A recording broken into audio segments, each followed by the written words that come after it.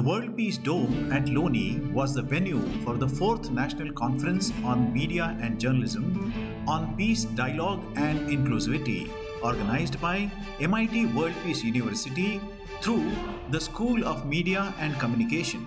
Media to Media Challenges Before Vernacular Legacy Media was the topic of one of the plenary sessions.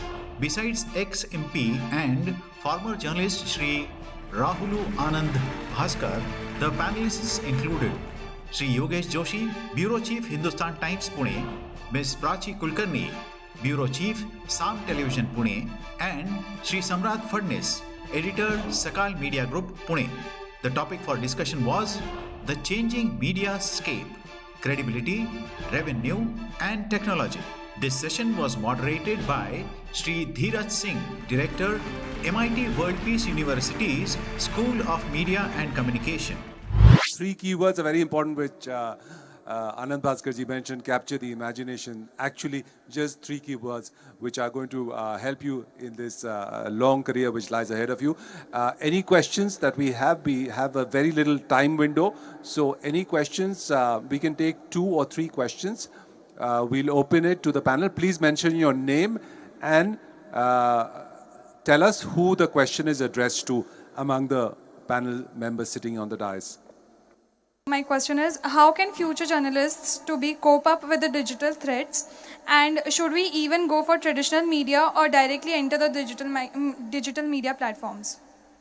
Let me start with my answer, because I work with the digital media for 15 years and 15 with the print. So my suggestion for all the students was always remain the same, that you should start from the print media. So see, जब मैं पढ़ता हूँ और मैं जब लिखता हूँ, then I erase करता हूँ. So if I made a mistake online, then I can put down my story and update and get it done again. But in print media, one of my colleagues recently published that Shivaji killed Aurangzeb, and it printed. And for next 90 or 100 years, I cannot erase it. So before writing, before telling anything, I have to reconsider, reimagine, rewrite the things. That is the best way to become a good journalist. If I started from digital, then nobody will tell me what are my mistakes, or what improvements I could have done. And so that is the problem with current media platforms. I believe that if I started from digital media, I made a mistake, I put down that story, I recorrect it and upload it again. So I don't know the impact of my mistake on the masses or impact of mistake on my personal journalism career. So ये अगर आपको avoid करना है, तो believe me, you have to work at least a year in a newspaper, then into television. क्योंकि अगर एक mistake anchor ने कर दी टेलीविजन पे, तो वो मिस्टेक फिर जाती नहीं है. So it remains there, it keeps haunting him all the time कि ये मैंने मिस्टेक उस नाम गलत ले लिया. For digital media, I can put down that video, I can erase it from Google, I can remove every trace of my post, and then my mind tells me that nothing has happened, you can make another mistake. So अगर आपको ये avoid करना है, तो start from the print, television, and then go to digital, because digital is the future. So future में entry करने के लिए पहले present क्या है ये तो समझना ज़रूरी होगा. It is what I believe. And the art of writing is actually the art of rewriting.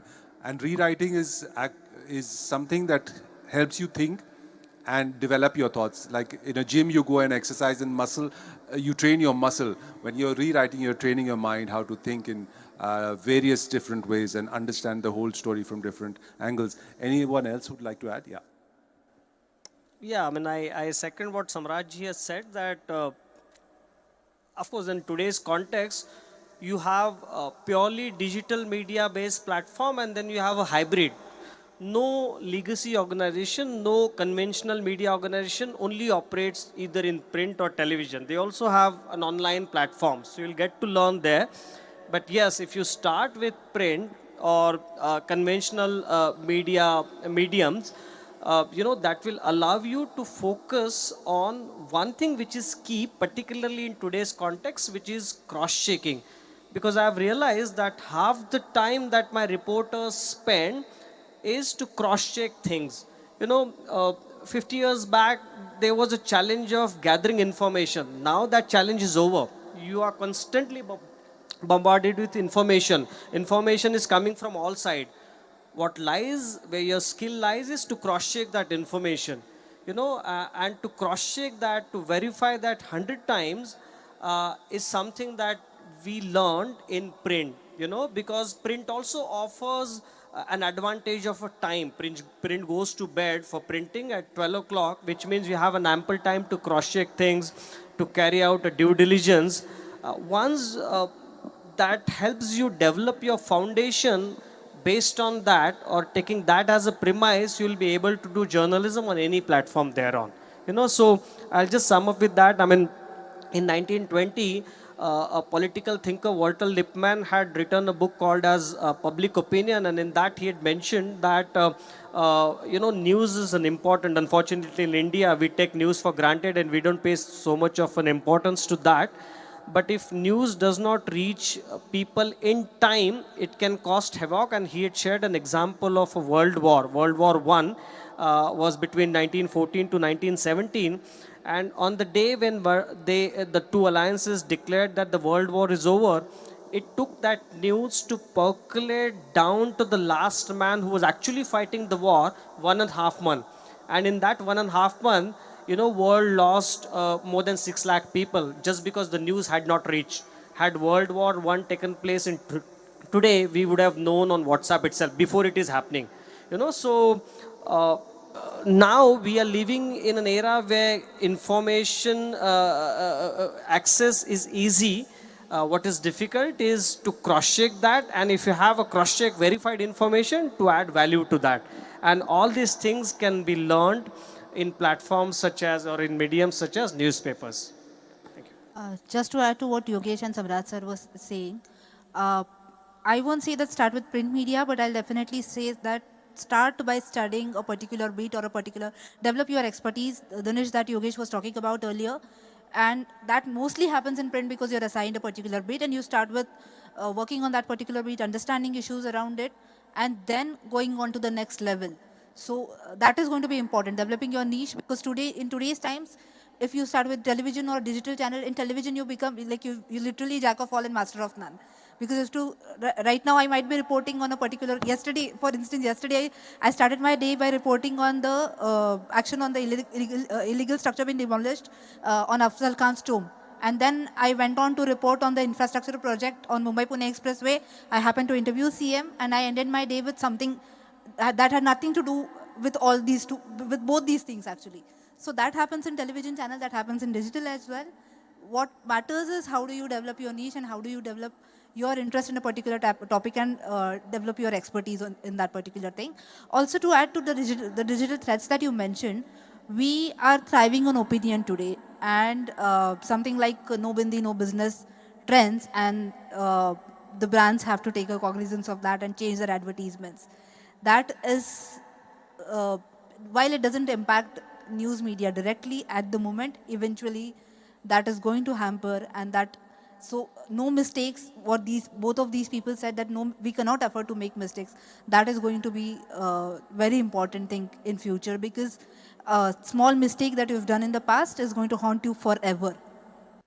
This is the perennial, permanent question of anybody to enter in. Take the case of Tanushree Pandey, Hathras. Take the case of Barka Dutt. Take the case of Palki, of Gravitas, of Voyas or Voin. Likewise, what made them? Research, evidence, stabilization. That must be the added advantage for each and everybody. How you will begin? Fadnavis has an answer, Joshi is also having an answer, Prachi is also having an answer, and you will also have an answer. But research. Your foundation must be the evidence-based, solid research. Yeah, we have time for one more question. Quickly, anyone? Yes. I'm Anushka Patil, and my question is addressed to Yogesh sir and Prachi ma'am. Speaking of credibility, media trials have become a raging topic of discussion, right? Often it is justified by saying it's a demand for justice, but we often see instances of accusations being thrown around without credible backing. So, how can we ensure that these calls for justice can be backed by actual facts and credibility for like a media organization as a whole? Yeah, I mean, unfortunately, media has also become a prosecutor. You know, it used to be an investigator, now it's become a prosecutor, and in some cases, it has also become a judge. So that is one of the problem areas that media has to deal with, and one of the principal reasons that has happened is one, because there's so much of a space for opinion, and opinion has become so cheap, and everyone has an opinion, and everyone is also in an urgency to give that opinion. So when you're surrounded and flooded by opinion, naturally someone opinion will have someone announcing a culprit or a perpetrator, which is not a job of a media.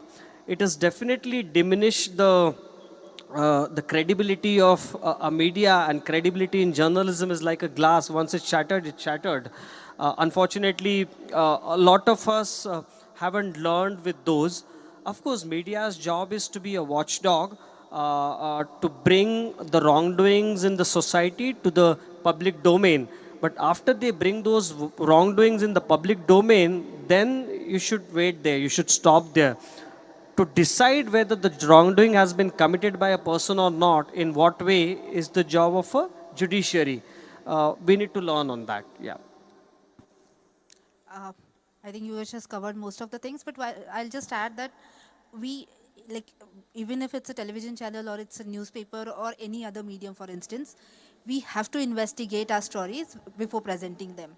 And that remains the key. So if a person is becoming a judge, while I won't justify that, if a person is becoming a judge, his or her opinion is going to be based on what that particular person has seen and or witnessed, or the documents that he or she is going to have. And at times, I won't say media trial, but at times building an opinion about a particular thing matters a lot, because unless you report on that particular story extensively, there have been many instances that no action is being taken despite the cases being serious. So you have to have a balance in both the things. Media trials are not justified. Again, I'll repeat myself, but then investigating a story, presenting it to people is going to matter, and if we keep reporting on that particular thing, and if we keep accusing a particular person of a particular wrongdoing, that is when we're going to get the impact. Thank you for all your questions and this wonderful and scintillating panel of experts from the field of journalism and the media who have vast experience and have wonderful things to share with all of our students. I hope you have made notes of all the words of wisdom that have been shared from this panel today.